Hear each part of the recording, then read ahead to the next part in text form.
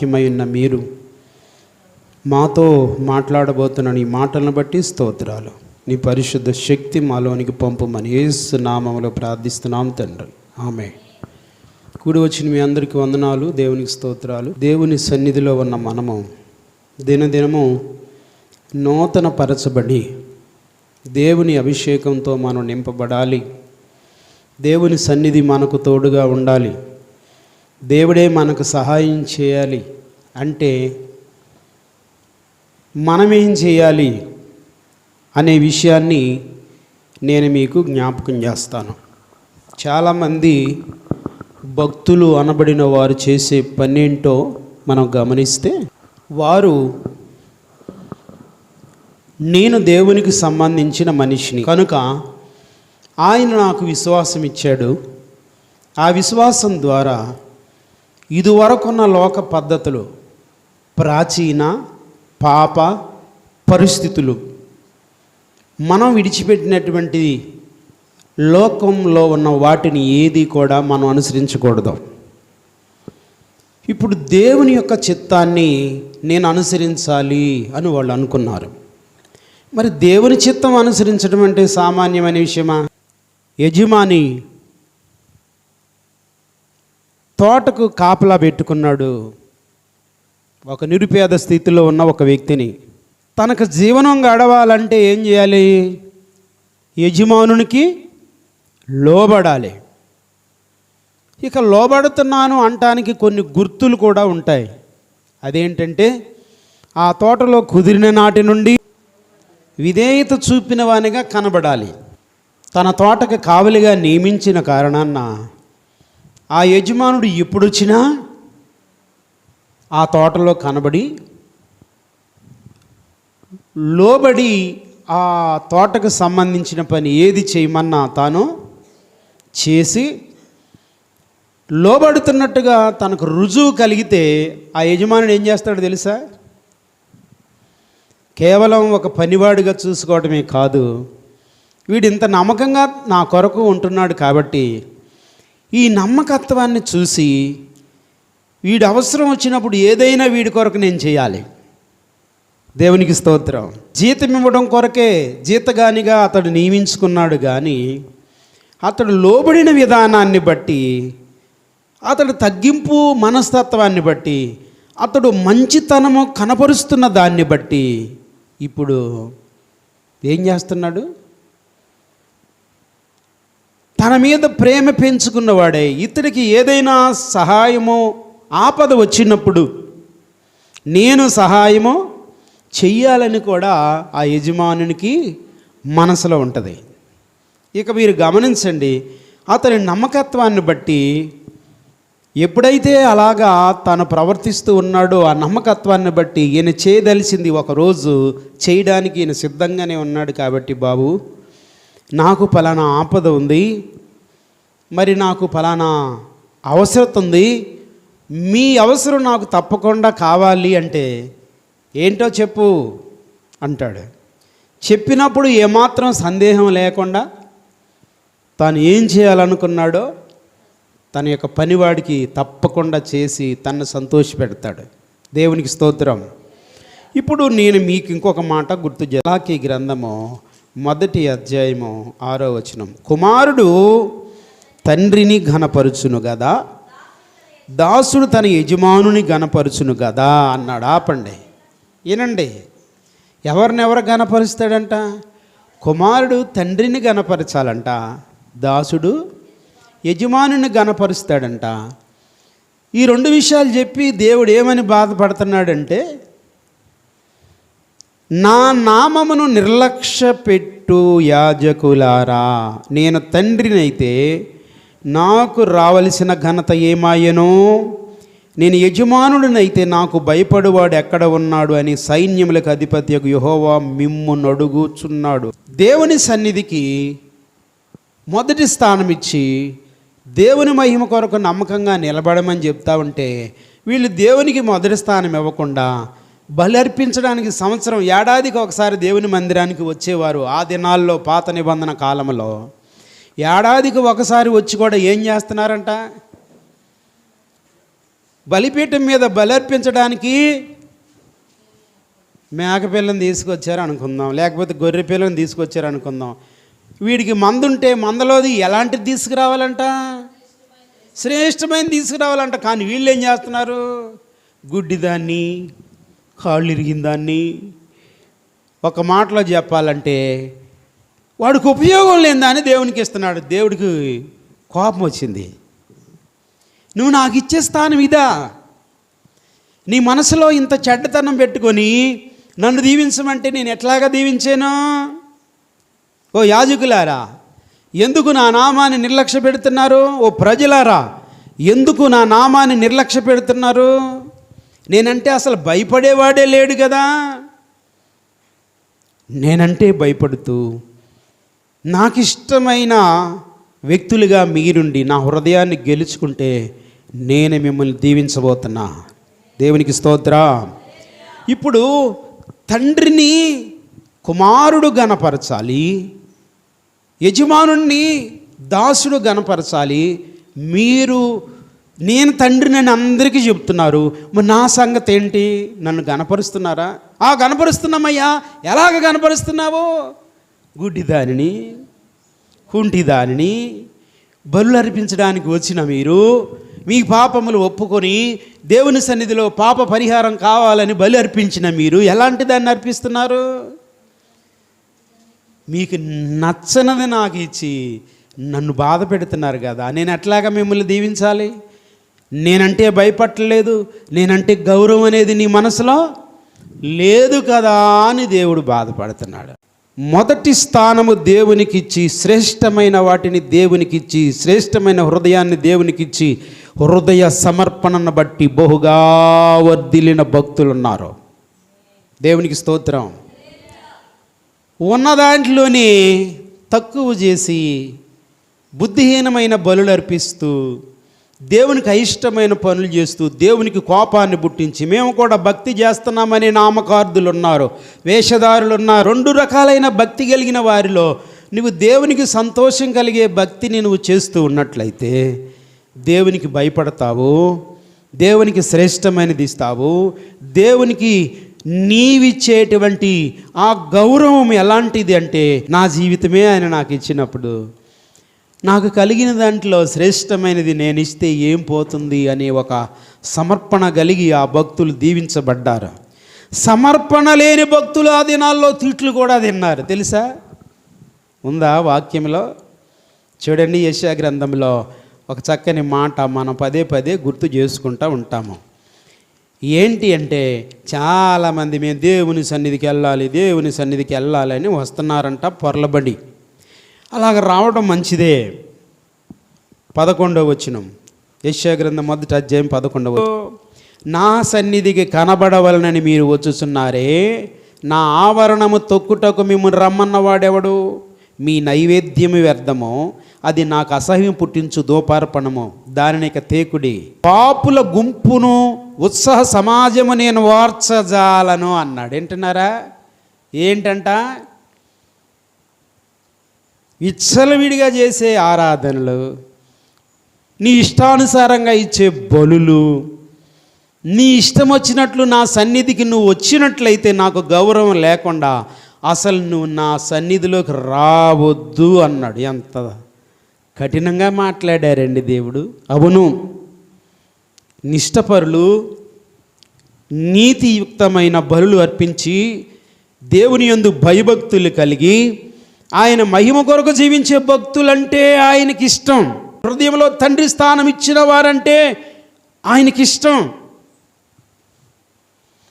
ఆయనకు శ్రేష్టమైన వాటిని ఇచ్చేవారంటే ఇష్టం. హృదయము ప్రశస్తమైన పరిశుద్ధమైన వ్యక్తులుగా ఉండి ఆరాధన చేసేవాళ్ళంటే ఆయనకి ఇష్టం. దేవునికి మహిమ కలుగునుగా. నా మందిరం తొక్కడానికి కూడా మీకు అవకాశం ఇవ్వను అన్నాడు. పాత నిబంధనలోనే పూర్వపు ప్రవక్తలతో దేవుడు మాట్లాడారు. మరి ఇప్పుడు ఊరుకుంటారా? ఇప్పుడు ఇష్టం వచ్చినట్లు స్వభావం కొద్దిగా నీ మనసుకు నచ్చినట్టు నువ్వు మెచ్చినట్లు,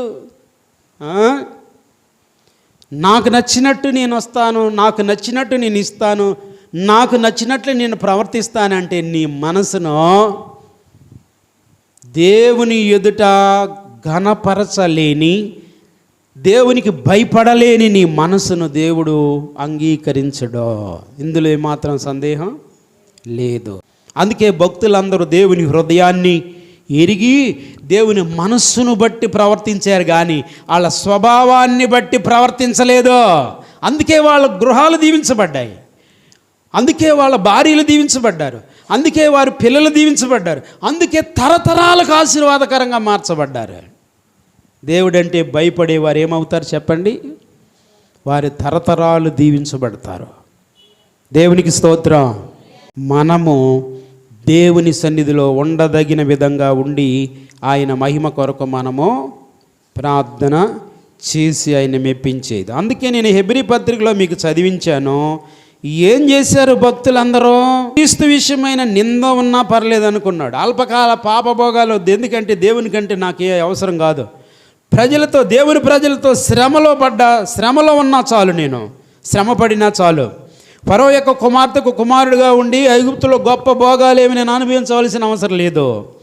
ప్రతిఫలము గారి పొద్దున దేవుని సన్నిధిలో నాకు రాబోతున్న పరలోకం, ఇహలోక సంబంధమైన కష్టాలు కాదు నేను ఆలోచన చేయాల్సింది.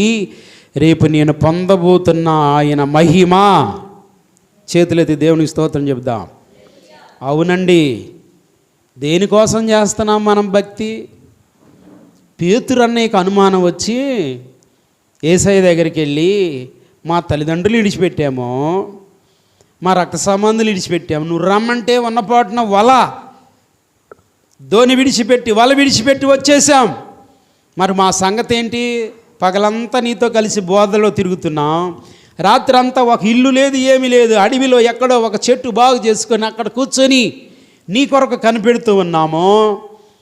ఎవరో అడిగారంట యేసయ్యని, అయ్యా మీరు పగలంతా తిరిగి బోధిస్తున్నారు, రాత్రులంతా ప్రార్థన చేస్తున్నారు, మరి మీరు ఎక్కడ ఉంటున్నారు అంటే, ఆకాశ పక్షులకు గూళ్ళున్నాయి, నక్కలకు బొరియలున్నాయి, మనిషి కుమారుడు నివసించడానికి స్థలము లేదు. అంటే ప్రత్యేకంగా ఇల్లు కట్టుకుని ఆడ కూర్చోడానికి స్థలము లేదు అన్నట్లుగా ఆయన తన 33.5 సంవత్సరాల జీవితంలో 3.5 సంవత్సరాల పరిచర్యలో బలమైన పరిచర్య చేసేటప్పుడు అన్నాడు. దేవునికి స్తోత్రం. పరలోక సౌఖ్యము కంటే పరలోకానికి ప్రజలను చేర్చడం కోసం ఆయన మాదిరి ఉంచిపోయారు. దేవునికి స్తోత్రం. యజమానునికి సంబంధించిన ఆ యొక్క పనివాడు ఏ విధంగా లోబడతాడో, సేవకుడైన నేను, విశ్వాసులైన మీరు మన హృదయాలు పరిశీలన చేస్తున్నటువంటి దేవునికి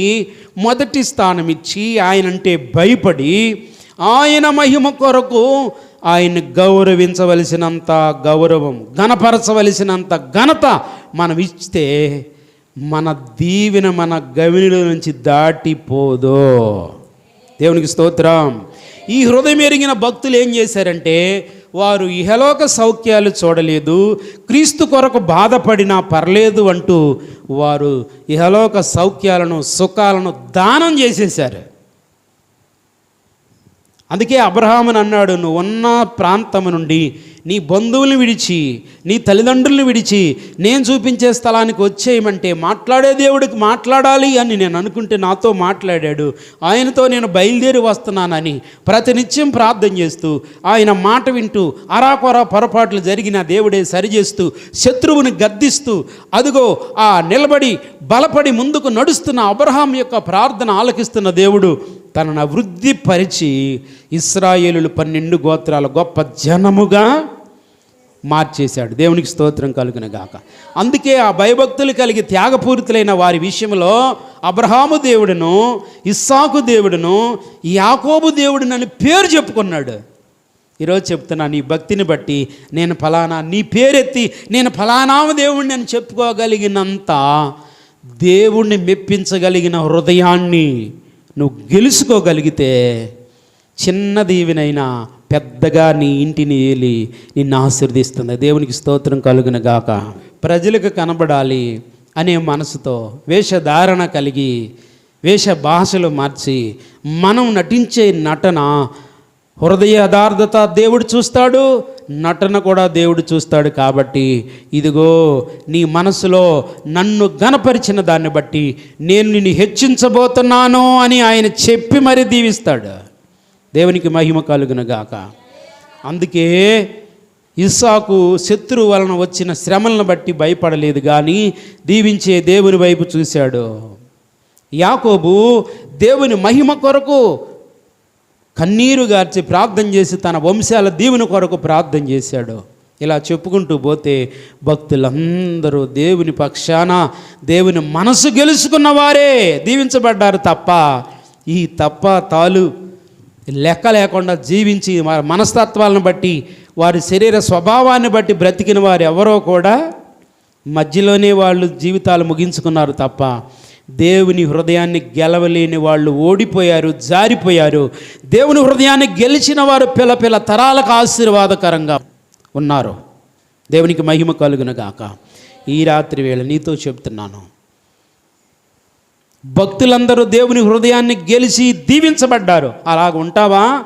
లేకపోతే దేవునికి అయిష్టమైన పనులు చేసుకుంటా చాలీచాలన భక్తితో శరీర సంబంధమైన స్వభావంతో దేవుడు ఒకటి చెబుతుంటే నువ్వు ఒకటి చేస్తూ నీ ఇష్టానుసారంగా బ్రతుకుతావా? మోషే ఇలాగా తీర్మానం చేసుకున్నందుకు దేవుడు ఏమన్నారో తెలుసా? సంఖ్యాకాండమా 12వ అధ్యాయము 6 నుంచి చదువమ్మా. మోషే అంట కూషు దేశం స్త్రీని పెళ్లి చేసుకున్నాడంట. మోషే విషయంలో నిర్లక్ష్యంగా మాట్లాడారంట. నిర్లక్ష్యంగా మాట్లాడితే దేవుడు వెంటనే మోషేను ఏదైనా పొరపాటు చేస్తే నేను చూసుకుంటా, మీ బిడ్డ ఏదో పొరపాటు చేశాడు, అది ఎవరో పొరుగోళ్ళ కంట పడింది, పెడా కొట్టేశాడు. కొట్టేస్తే వాడు ఏడుచుకుంటే మీ ఇంటికి వచ్చాడు. ఏంట్రా అంటే అది గొప్పలంటూ ఆనమ్మ కొట్టింది అన్నాడు అనుకుందాం. ఏమంటావు నువ్వు? ఏమా ఏంటి కొట్టావంటే అటకాదక్క ఇట్లా చేస్తున్నాడు అంటే గద్దించి పంపించబోయావా? కొట్టాల్సిన హక్కు నీకెక్కడదే? నువ్వు ఎందుకు కొట్టావు? కాదక్క మరి అటు చెప్తే చెప్పమ్మా, తల్లిదండ్రులుగా మేము ఉన్నాము, మా బిడ్డని నీ ఇష్టం వచ్చి కొట్టడానికి నీకెక్కడది అధికారం? రూల్స్ వేస్తావా లేదా?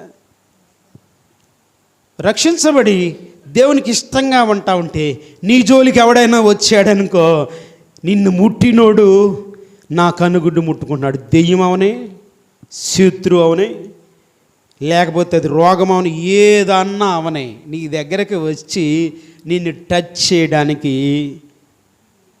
దేవుని పర్మిషన్ కావాలి. దేవునికి స్తోత్రం. ఇప్పుడు మోషే విషయము, మోషే దేవునికి చాలా నమ్మకస్తుడు, సమర్పణ కలిగినోడు. ఇప్పుడు దేవుని విషయంలో దేవుని భయం అనేది వీళ్ళకి లేకుండా, ఇతను ప్రవక్త అని కూడా లేకుండా ఏం చేస్తున్నారు? సనుగుడు గొనుగుడితో ఏంటి నువ్వు దేవునికి వ్యతిరేకంగా నువ్వు ఫలానా అమ్మాయిని పెళ్లి చేసుకున్నావేంటి, నువ్వు ఇట్లేంటి అట్లేంటి అని చెప్పేసి ఎవరు మాట్లాడుతున్నారంట? అన్న అహరోను, అక్క మిరియం. పోని బయట వాళ్ళు కూడా కాదు మాట్లాడింది, ఇంట్లో వాళ్ళే మాట్లాడారు. కానీ దేవుడు ఏమంటున్నారు? ఇదిగో ఎమర్జెంట్గా వాళ్ళని ఇక్కడికి రప్పించు. గడగళ్ళు ఆడుకుంటూ వచ్చారు. దేవుడు ఎందుకు పిలుస్తున్నాడో అప్పుడు దేవుడు మాట్లాడుతున్నాడు. 6వ వచనం, వారి నీలో ప్రవక్త ఉండిన ఎడల యెహోవా నాకు నేను దర్శనమిచ్చి అతడు నన్ను తెలుసుకున్నట్లు కలలో అతనితో మాట్లాడు. గద్దించాలంటే నేను గద్దించుకుంటా. ఇప్పుడు తండ్రి అంటున్నాడు ఎవరిని? శరీర సంబంధంగా నీకు అక్క అయితే అయింది, నీకు అన్నయ్య అయితే అన్నేవా, నువ్వు అన్నయ్య అయితే అయ్యావయ్యా, నువ్వు అక్కవైతే అయ్యావు. ఆయన ఎవరికి సంబంధించిన ప్రవక్త? అభిషేకించిన నా మాట వినే ప్రవక్త. దేవునికి స్తోత్రం. నా మనసు గెలుచుకున్నవాడు. అతని విషయంలో మీ గొనుగుడేంటి? అతని విషయంలో మీ సనుగుడేంటి? నా సేవకుడు సరిగా అంటే చస్తావు, జాగ్రత్త. నీ ఇష్టం వచ్చినట్లు తిట్టావంటే నా చేతిలో పడతావు, జాగ్రత్త అని దేవుడు గద్దిస్తున్నాడు. ఇప్పుడు జరిగిన సంగతి ఏంటో తెలుసా? నా కుమారుడైన మోషే విషయంలో నిర్లక్ష్యంగా మాట్లాడావు కాబట్టి ఇదిగో నీ సంగతి చూసుకోమన్నాడు దేవుడు. వెంటనే కుష్టి వచ్చేసిందంట. అప్పుడు మోసే ప్రార్థన చేశాడంట, అయ్యా నా సహోదరి సగం గాలిని శిశువులాగా ఈ బొబ్బలతో ఈ బాధలతో ఉంటే ఎట్ట డాడీ అంటే, ఇష్టానుసారంగా మాట్లాడిన కారణాన్ని బట్టి ఈ వారం దినాలు ఆవిడ కుష్టిగా పాళెం వెలుపల ఉంటుంది. ఆ తర్వాత మరలా తిరిగి దేవుడు స్వస్థపరుస్తాడు అని చెప్పేసి మాట జారీ అయింది. మీరు గమనించండి, అహరోనును గద్దించిన దేవుడు, మిరియామును గద్దించిన దేవుడు, తోబుట్టువులు గద్దిస్తేనే, దేవునికి ఇష్టమైన వారిని తోబుట్టువులు గద్దిస్తేనే ఊరుకోవాలా, నిన్ను ఊరుకుంటాడా? అందుకే నిన్ను ముట్టినోడు నా కనుగుడ్డు ముట్టును అన్నాడు. నువ్వు నమ్మకమైన విశ్వాసం అయితే ఏడవని ఏడిచేవాడిని, నువ్వు నమ్మకమైన సేవకుడు అయితే ఏడ్చేవాడు ఏడవని, నవ్వేవాడు నవ్వని, నీ పక్షాన ఉన్నవాడు నరుడు కాదు, ఆయన సర్వశక్తి కలిగిన దేవుడు. వాడికి దేవుని భయం ఉందా, బాగుపడతాడు. దేవుని భయం లేకపోతే దేవుని చేతిలో పడతాడు. మనమేం సేపించాల్సిన పని లేదు. వాడు జావాలి, నన్ను అట్లా అన్నాడు కాబట్టి వాడు అట్టయిపోవాలని మనం ఏమి మన నోరు ఉపయోగించవలసిన అవసరం. నువ్వు దేవునికి ఇష్టంగా ఉంటే నీ జోలికి వచ్చిన వాడి సంగతి దేవుడు చూసుకుంటాడు. నువ్వు ఆ సంగతి ఇడిచిపెట్టి నన్ను ఇట్లాగా అన్నాడేంటి అని వ్యసన పడుకుంటా జీవితాన్ని నాగం చేసుకోవద్దా. నవ్వేవాళ్ళని నవ్వనివ్వండి, ఏడ్చేవాళ్ళని ఏడవనివ్వండి. నువ్వు దేవుని ఎదుట పాపం చేస్తేనే బోరుని ఏడవాలి తప్ప, లోకంలో ప్రతిదాన్ని తెలుసుకుని ఏడిచావో మనం సైతాను చేతిలో పడతాం. మనం దేవుని మహిమ కొరకు నిలబడ్డామో దేవుని చేతిలో ఉన్నాం కాబట్టి ఎవరు నీ జోలికి వచ్చినా ఆయన ఊరుకునే దేవుడు కాదు. దేవునికి స్తోత్రం. కాబట్టి నా ప్రియమైన దేవుని పిల్లలారా, మోషే, నా కుమారుడైన మోషే విషయంలో మీరు ఎందుకు నిర్లక్ష్యంగా ప్రవర్తించారు అని దేవాది దేవుడే సొంత అక్కని అన్నని గద్దించాడు. కనుక ఆయనే ఇచ్చిన స్టేట్మెంట్ కూడా ఒక విషయాన్ని నేను గుర్తు చేస్తున్నాను. చూడండి 7వ వచనంలో, అతడు నా ఇల్లంతటిలో నమ్మకమైన వాడు, నేను గూఢభావములతో కాదు దర్శనమిచ్చి ముఖాముఖిగా అతనితో మాట్లాడుదును. అతడు యెహోవా స్వరూపము నిదానించి చూచును కాబట్టి నా సేవకుడైన మోషేకు విరోధముగా మాట్లాడ మీరు ఎందుకు భయపడలేదో. దేవునికి స్తోత్రం. చూడండి, నా బిడ్డ విషయంలో ఏంటి గొనుగుతున్నావు, నా బిడ్డ విషయంలో ఏంటి సనుగుతున్నావు, నా బిడ్డ విషయంలో ఏంటి విషపు చూపు చూస్తున్నావు, నా బిడ్డ విషయంలో ఏంటి నువ్వు ప్రవర్తిస్తున్నావు అని దేవుడు నిన్ను పట్టించుకొని వాడు మాడు పగలగొట్టాలంటే నువ్వు మౌనంగా ఉండి దేవుని సన్నిధిలో ప్రార్థన చేసి దేవుని ఎదుట నీ పరిశుద్ధమైన ప్రవర్తన, ఆయన ఎదుట నీకు వ్యతిరేకతలు లేకోకుండా నువ్వు సిద్ధపడగలిగితే నీ శత్రువు సంగతి ఏంటో దేవుడు తెలుస్తాడు. ఎందుకంటే మొదట నా నీతి, తర్వాత నా రాజ్యం ఎదుకు నీకేం కావాలో ఇస్తానని చెప్పిన దేవుడు మనల్ని విడిచిపెట్టే దేవుడు కాదు. చేతులెత్తి దేవునికి స్తోత్రం చెప్దాం. అలాంటి ఒక గొప్ప హామీ నీ దేవుడు నీకు ఇచ్చాడు. ఎవరికి? ఆలాటోలి భక్తులకు కాదు. హృదయపూర్వకంగా దేవుని శరీర ప్రాణాత్మలతో స్తుతించిన ప్రతి భక్తుణ్ణి ఆయన హెచ్చించాడు, గొప్ప చేశాడు, ఆశీర్వదించాడు. భూమి మీద ఎలాంటి వాడు ఎవడు లేడని నిరూపించాడు. చేతులెత్తి దేవునికి స్తోత్రం చెప్దాం, చేతులెద్దాం. హల్లెలూయా. కాబట్టి నా ప్రియమైన సహోదరి సహోదరులారా, 2025 సంవత్సరాల నాడు నా యేసయ్య ఈ లోకానికి వచ్చి మరణించి మన పాపములన్నీ కలువరి శిలువలో మోసుకుని వెళ్ళి మరణించి పునరుద్ధానుడే లేచి పరలోకం వెళ్ళింది. ఎందుకంటే ఆయన వల్లే నువ్వు ఉంటావని, ఆయన సమర్పించుకున్న భక్తుల వల్లే నువ్వు ఉండాలని.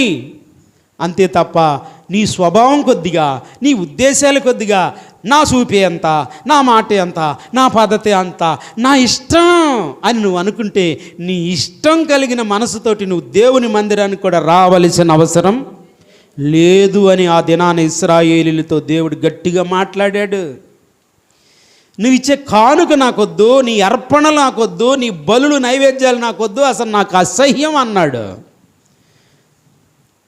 అందుకే సమూయేలు మాట వినకపోతే, ఇన్నట్టు యాక్షన్ చేశాడు కానీ వినకపోతే, 22వ వచనం, మొదటి సమూయేలు గ్రంథము 15వ అధ్యాయం 22వ వచనం, అందుకు సమూయేలు తాను సెలవిచ్చిన ఆజ్ఞను ఒకడు గైకొనుట వలన యెహోవా సంతోషించినట్లు. ఆపండి అమ్మా, ఒకడు మాట వింటే దేవుడు సంతోషిస్తాడంట. ఆ తర్వాత ఏమంటున్నాడు, ఒకడు తన మాట వినటం వలన యెహోవా సంతోషించినట్లు ఒకడు దహన బలులు అర్పించడం వలన యెహోవా సంతోషించిన ఆలోచించుడి. బలులు అర్పించుడు కంటే ఆజ్ఞ గైకొనుటయు పొట్టేళ్ల కొవ్వు అర్పించుడు కంటే మాట వినుట శ్రేష్టం. దేవునికి స్తోత్రం.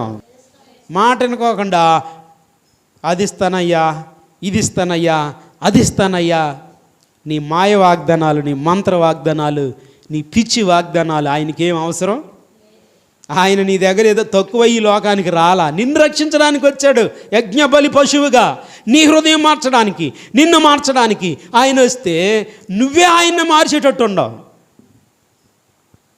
నా మాట ప్రకారంగా దేవుడు ఉండాలన్నట్టు ఉంటున్నాం మనం. ఈ గర్విష్ఠ వాళ్ళందరూ గతి ఒకటే. కనుక ఆయనకు లోబడే వారిని ఆయన బహుగా విస్తరింపజేసి ఆశీర్వదించి లేని వాటిని ఉన్నట్టుగా పిలిచి తన పిల్లలకిచ్చే దేవుడై ఉన్నాడు. దేవునికి స్తోత్రం. ఆలోచించు. బలులు అర్పించట కంటే ఆజ్ఞ గైకొనుటయు పొట్టేళ్లు కొవ్వు అర్పించట కంటే మాట వినుట శ్రేష్టము. కనుక మూర్ఖత్వం కలిగి సౌలు వల్లే చద్దామా వద్దో, అబ్రహాము, ఇస్సాకు, యాకోబు లాంటి భక్తులు హృదయాన్ని ఇచ్చినట్లుగా, మోషే లాంటి వారు సమర్పించుకున్నట్లుగా, యెహోషువ లాంటి వారు దేవుని మహిమ కొరకు నిలబడ్డట్టుగా భక్తులందరి హృదయాలు దేవుడు ఎరిగాడు.